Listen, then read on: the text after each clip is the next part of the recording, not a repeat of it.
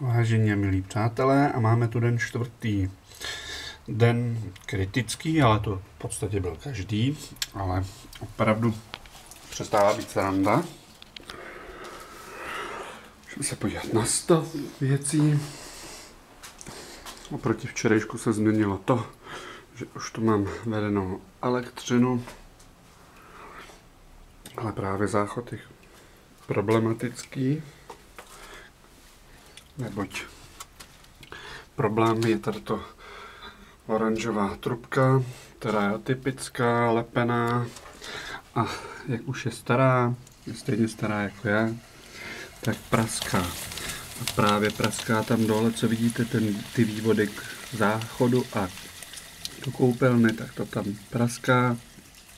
Řešili jsme to celý včerejší den a bude se to řešit celý dnešní den, což znamená, že máme už jistý jeden den zpoždění.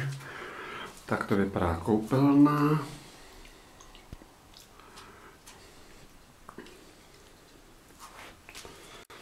Takže uvidíme, co bude dál. Jsem zvědav, jak to všechno dopadne, ale budeme se snažit, protože nic jiného v podstatě nezbývá. Trošku z toho začíná mít vítr, ale to se nedá dělat, takže vám budu dávat vědět dál.